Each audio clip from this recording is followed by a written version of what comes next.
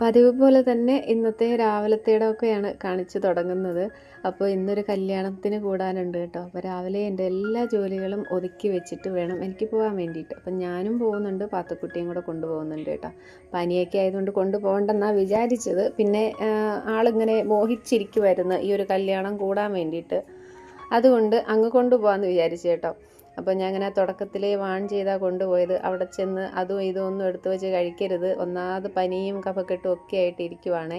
അപ്പോൾ ഒന്ന് കുറഞ്ഞിരിക്കുന്നത് കൊണ്ട് ഇനി വീണ്ടും ഒന്നും ഇവിടെ കൂട്ടരുതെന്നൊക്കെ പറഞ്ഞ് എനിക്ക് വാക്കൊക്കെ തന്നുകൊണ്ടാണ് ഞാൻ ഇന്ന് കൊണ്ടുപോയത് കേട്ടോ. അപ്പോൾ ഇതേ രാവിലെ ഞാൻ ഇഡ്ഡലിയാണ് കഴിക്കാൻ വേണ്ടി ഉണ്ടാക്കിയത്. സാമ്പാറും കൂടെ ഇങ്ങനെ തട്ടിക്കൂട്ടി എടുത്തു. രാവിലെ അപ്പോൾ പാലും അതുപോലെ മീനും ഒക്കെ വാങ്ങിച്ചിട്ട് വന്നിട്ടുണ്ടായിരുന്നു. ചെറിയ ചുരക്കുട്ടിയായിരുന്നു കേട്ടോ. അപ്പോൾ അത് വറുക്കാനും കറി വെക്കാനും ഒക്കെ ആയിട്ട് വെട്ടിക്കഴുകി എടുത്തിട്ടുണ്ടായിരുന്നു. നല്ല മുട്ടയൊക്കെ ഉണ്ടായിരുന്നു കേട്ടോ. അങ്ങനെ അരപ്പൊക്കെ അരച്ചെടുത്തിട്ടുണ്ട് കറിക്ക് വേണ്ടിയിട്ട്. അതേ നമുക്കൊരു കുടപ്പം കിട്ടി, അതായത് വാഴച്ചുണ്ട് അല്ലെങ്കിൽ വാഴക്കൂമ്പ് എന്ന് ഞങ്ങളുടെ നാട്ടിൽ പറയും. അത് ഒരെണ്ണം കിട്ടിയിട്ടുണ്ട് കേട്ടോ. അപ്പോൾ അതും കൂടി എടുത്തിട്ടുണ്ട് തോരൻ വെക്കാൻ വേണ്ടിയിട്ട്. ഉച്ചക്കലത്തേക്കെല്ലാം ആക്കി വെച്ചിട്ട് പോയി കഴിഞ്ഞാൽ വലിയ പാടില്ലല്ലോ. അപ്പോൾ അനിയത്തിക്ക് ഇങ്ങനെ കറികളൊന്നും വെക്കാൻ അറിയത്തില്ല. അതുപോലെ വാപ്പമ്മക്ക് വയ്യാതെയൊക്കെ ഇരിക്കുമല്ലേ, നടുവൊക്കെ വലിയ വേദനയും ഒത്തിരി നേരം ഒന്ന് ഇരുന്നിട്ട് എണീക്കാനൊക്കെ വലിയ പാടാണ്. അതുകൊണ്ട് തന്നെ എല്ലാം അങ്ങ് വെച്ചിട്ട് അങ്ങ് പോവാമല്ലോ.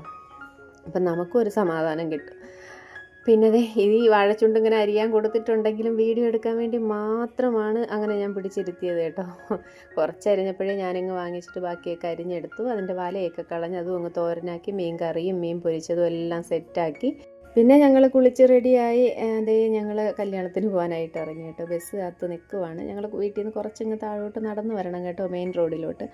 അങ്ങനെ വണ്ടിയൊക്കെ കിട്ടി നമ്മൾ നേരെ കല്യാണ ഓഡിറ്റോറിയത്തിലോട്ട് എത്തി. അപ്പോൾ പെണ്ണൊക്കെ അവിടെ ഫോട്ടോ എടുപ്പും വീഡിയോ എടുപ്പും ഒക്കെയാണ് കേട്ടോ.